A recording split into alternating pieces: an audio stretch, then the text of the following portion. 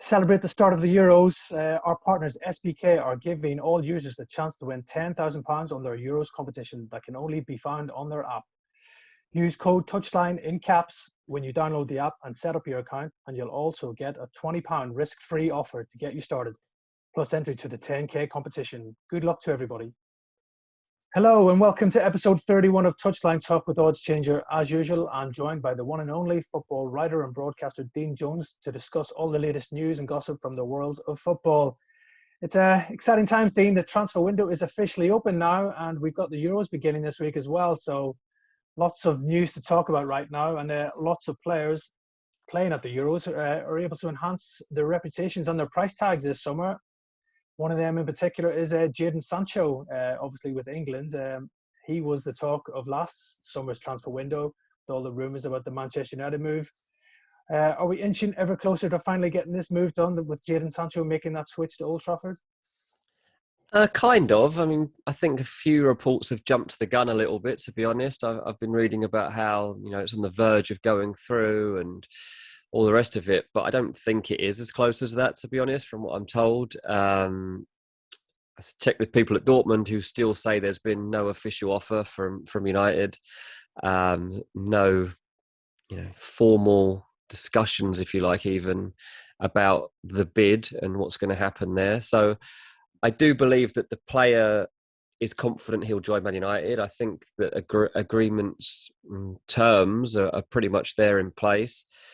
They were in place pretty much last year, though, as well, when Sancho was looking to join Man United. So from what I'm told, Sancho's camp are increasingly confident that this is going to finally happen.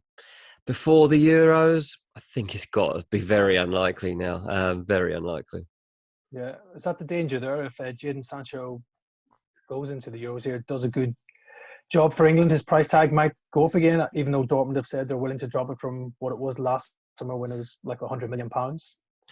Yeah, I think that is the biggest fear. I don't think United are particularly worried about any other club beating them to his signature, but they don't really want to pay any more than like 75 million pound. And Dortmund are already holding out for some figure in the 80s, probably 80 to 85 million. So there's already like a 10 million difference. And Dortmund are going to have the upper hand if Jadon Sancho goes and has a good Euros, obviously. So there's reason for United to try and get that deal done before the Euros, and to have tried that. There's reason that Dortmund will want to drag this out a little longer.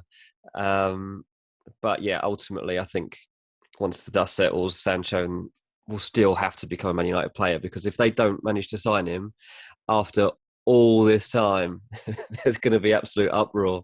Yeah, it's going to be egg on the face, I think. As you've mentioned, Dean, he's been United's top target for over a year now. They'll be desperate to get this one over the line and avoid a repeat of last summer's fiasco as well. Do you think he'll probably be the one marquee signing that United make this season if it is an £80 million signing? In terms of marquee signing, yeah, I don't think it'll be the only signing. I think it'll be either a defensive midfielder or a centre-back, I think, will be coming in. I don't know if they can do any more than that.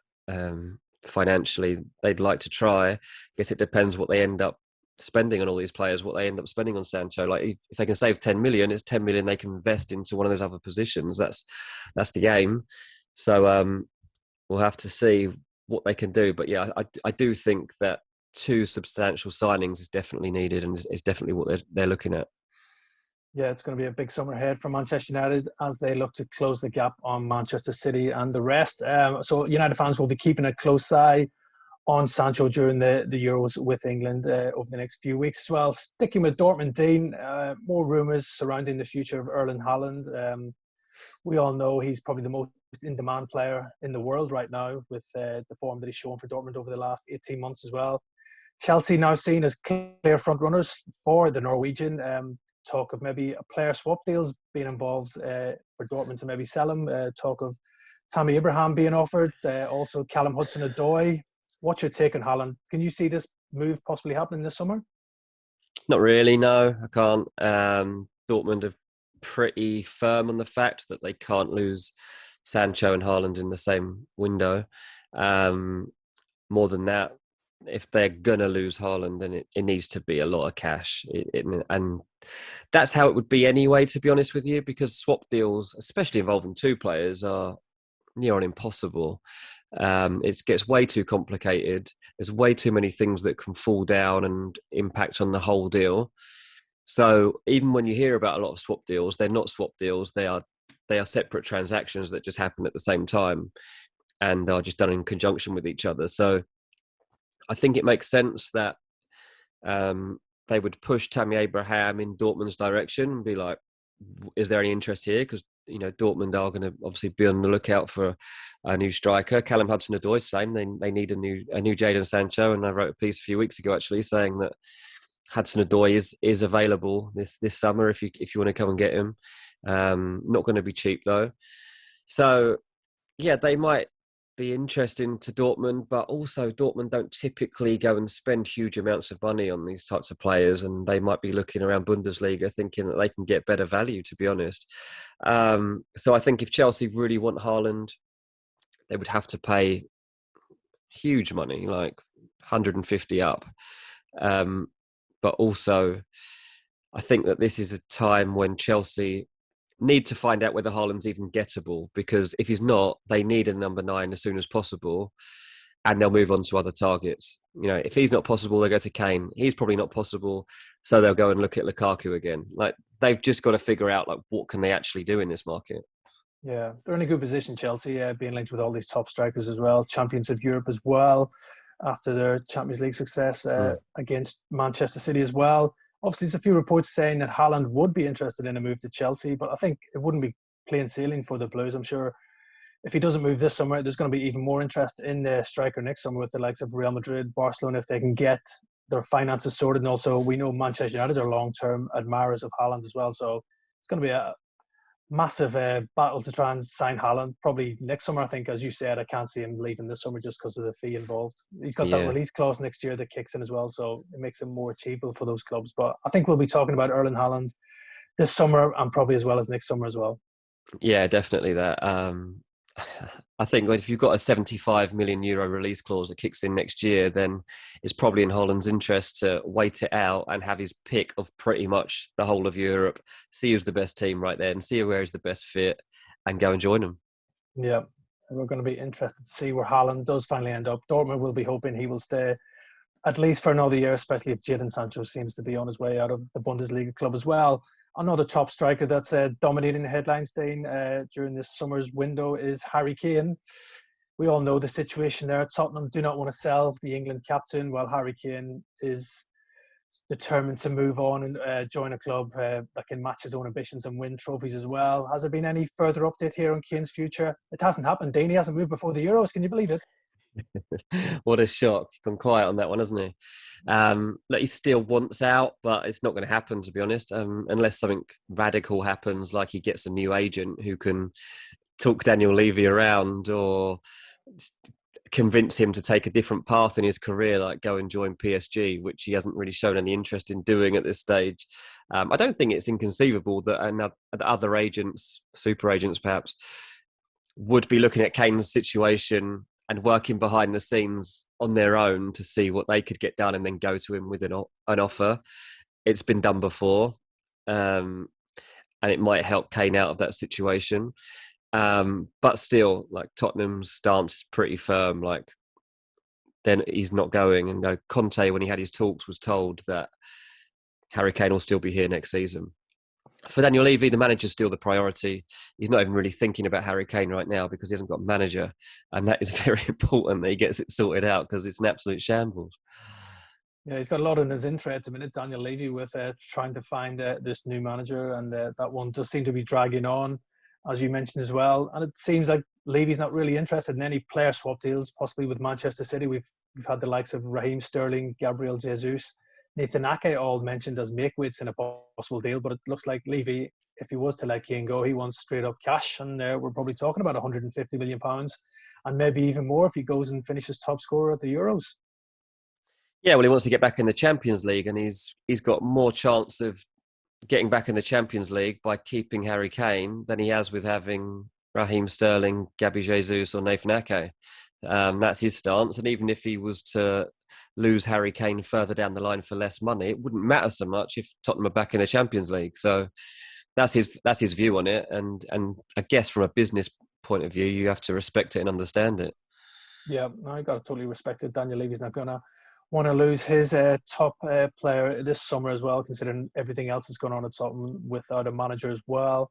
But I think this one's going to drag on for most of the summer, Dean. It's going to dominate probably the transfer headlines during the Euros as well, especially if Harry Kane does well. But I'm sure this one's going to go right down probably deadline day. And if I was a betting man, I would say Harry Kane will be a Tottenham player come next season. Yeah, I think it's fair to say that the wise money is definitely on Kane to begin next season at Tottenham. Yeah, well, let's see if Harry Kane can get his way and force a move out of Tottenham this summer. Right then, Dean, it's exciting times. The Euros are beginning this week. We're obviously going to have to give our tips on who we think will win the competition. I'll give you first dibs. Who do you fancy to go all the way? I've got to go with France, mate. I can't see past it. I know they're the favourite with pretty much everyone now, apart from a few people who seem to have England as favourites. I'm not sure about that. Bit of bias, maybe. But France are the best team in the tournament. France have everything you would want. They've got the pedigree. They're the World Cup holders. They've got strength in depth. They've got a coach that's been there and done it as a player and a manager. They've got superstars. They've brought Benzema back. They've got absolutely everything you could possibly want. Yeah, strong team, France. They're 26-5 with SBK in the betting there. If you want to have a little bet on France to add the European Championship to their World Cup success as well. I think France will go far. They're going to be a hard team to stop. But if there's one team that could possibly stop them, I'll go for Portugal, the holders. They're 43-5 with SBK to go on and retain the trophy as well. Like France, a star-packed squad full of quality players. And I think, obviously, the experience of winning the last Euros, which was held in France, could hold them in good stead here as well. And got Ronaldo, maybe this could be his final major competition as well. I'm sure he'll be looking to go out on a high as well. So I think Portugal, 43-5 with SBK, look a good price to me as well. So let's see who's smiling at the end of the tournament, Dean. Will it be you or me? Well, it could actually be the final, France-Portugal, so maybe we'll have a fight out there. Yeah, it could be. Drinks are on the winner anyway, so we'll look forward to it. Hopefully looking forward to a great tournament as well. Moving across North London, Arsenal being linked with a move for Wolves and Portugal international Ruben Neves. Obviously, he will be representing his country at the Euros as well, so it's a good chance for him to put himself in the shop window. Reports are suggesting, Dean, that Wolves are ready to sell Neves for the right price, probably talking around 35 to 40 million. Are you surprised by this one, that Arsenal are in for him, and surprised that Wolves are willing to let him go? Well, I think for Neves, I think he's probably just got to the point where he feels a need for change. He's been there for 4 years, probably ready to have a new challenge. And Wolves, I guess, looking to move on the squad at some point as well. They need to transition.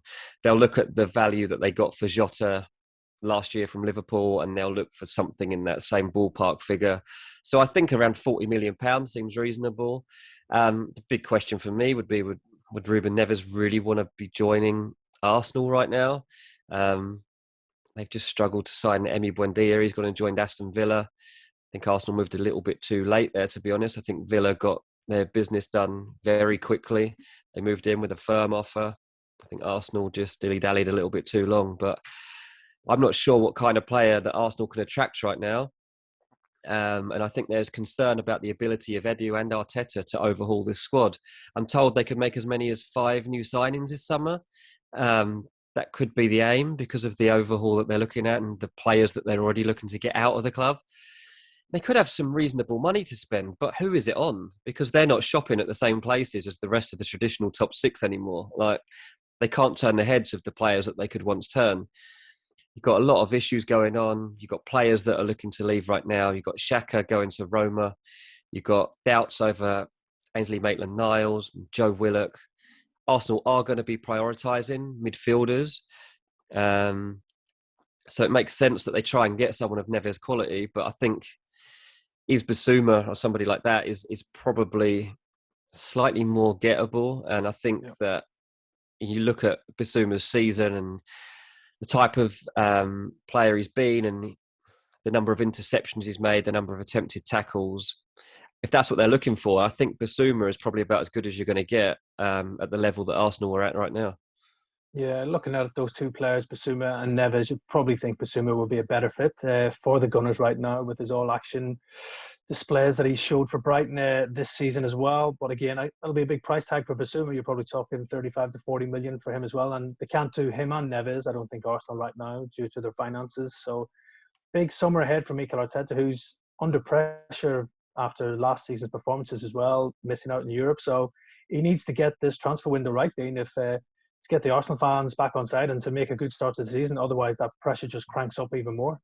Yeah, I mean, Arteta's going nowhere as it stands. He's definitely beginning next season as the Arsenal manager. I think there's as much pressure on Edu as there is Arteta right now to make sure that the recruitment's right and the rest of the team working around him. There's been obviously a bit of a restructure around Arsenal recently in terms of how they're going to go out and sign players and recruit. So, they need to make sure they get it right because it's been a bit hit and miss, hasn't it, the last couple of years? Yeah, it's been a tough one for Arsenal. Missing out in Europe makes it harder to attract players to the Emirates as well. But sticking with Arsenal, Dean, what was your take on Ainsley Maitland-Niles? He came out in an interview asking for clarity on his future, saying, if you don't want to play me or keep me, please sell me. I want to move on. He's happy to leave Arsenal after being at the club from such a young age as well. Just got to remember, a year ago, Maitland-Niles was in the England squad, and you probably were thinking, would he be going to the Euros with Gareth Southgate's side? But obviously, things have turned out differently for the player this summer. He spent the second half of last season on loan at West Brom, wasn't able to keep them up as well. So he's at a major crossroads here in his career. Ainsley Maitland-Niles, as we said, last year, he was instrumental in their success in winning the FA Cup. Really impressive in the Community Shield win against Liverpool as well. It looked like he was going to be a mainstay in Arteta's side, but looking at it now, it seems he's well down the pecking order and he'll probably have to move and leave the club this summer. Yeah, it's refreshing to hear a player come out and be honest and talk about how they feel. And I guess in a way he's got nothing to lose because he's a good player and he probably should be in the frame at Arsenal right now. And he knows that if he's made available, there's going to be plenty of clubs that will be happy to sign him. Most people I speak to expect him to be made available, to be honest. I think he will be allowed to leave the club. Probably the same for Willock, to be honest with you.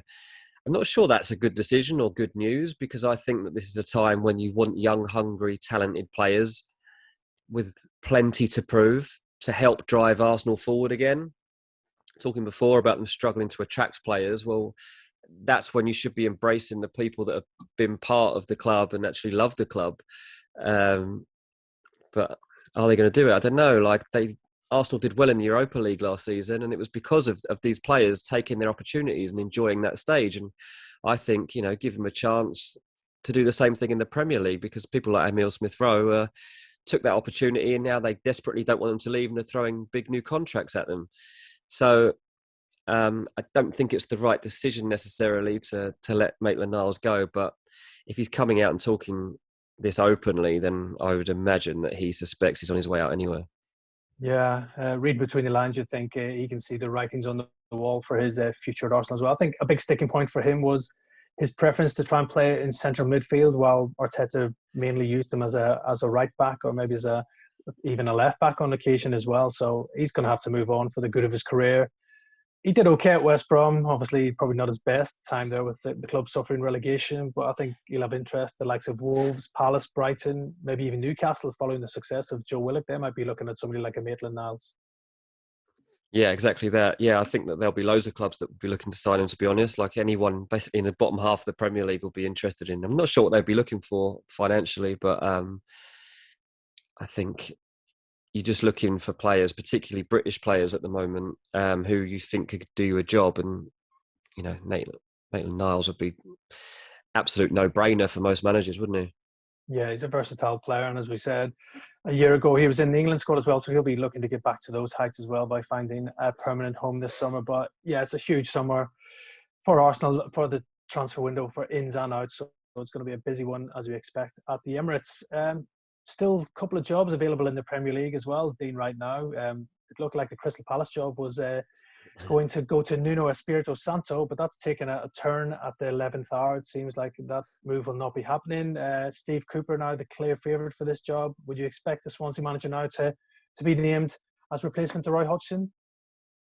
Blimey, I mean, they've been keeping him on hold for a while now. He must be getting a little bit annoyed that he thought he'd had about 18 interviews, and yet he's still not being offered the job, and someone else has now been offered it, and then it's fallen apart. So it must feel a little bit strange for him, and it's, I guess, slightly disrespectful. But look, I guess he would be, well, Nuno is that next tier of manager, isn't he? Like, what can I do about that? And Steve Cooper obviously wants the opportunity to prove himself. He's ready for a new challenge. He is definitely keen on the Crystal Palace job. Even if Swansea had been promoted, he would have been interested in this job. From everything I'm led to believe, like, Crystal Palace are willing to be, reasonably, I wouldn't say aggressive in the transfer market, but they're going to go out there and give their managers some money to spend. And that's important because they've obviously got an overhaul of their own going on right now. And on the back of Hodgson leaving and plenty of other players running out of contract. So there's hope there. Obviously, every manager will want to know if Wilfried Zaha is staying. And to be honest, I think he is. I don't think he's going to be leaving. So, yeah, I think Cooper, you'd have to say right now, will be the favourite. The owners really like him. The only other one, I guess, that might come back in again is Sean Dyche. Yeah, if they can raise the money for Sean Dyche, they might try and get him. But all reports seem to suggest that he is close to signing a new deal at Burnley as well. But it's been a really frustrating pursuit, this, for Palace. Frank Lampard was a top target initially. That didn't happen. Obviously, we all thought Nuno was getting the job.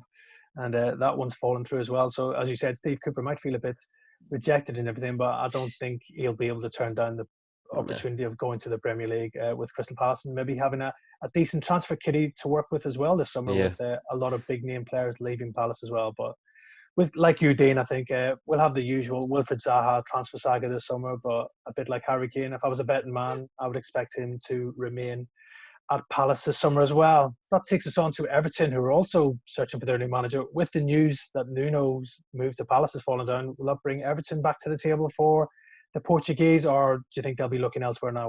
Where do you think Everton are going to go to find a replacement for Carlo Ancelotti? Well, it is interesting that Nuno's not turned down the Palace job, but gone with fresh demands late in the day as well, because he's really been impressed by what Palace were talking about to him in terms of their vision of the club.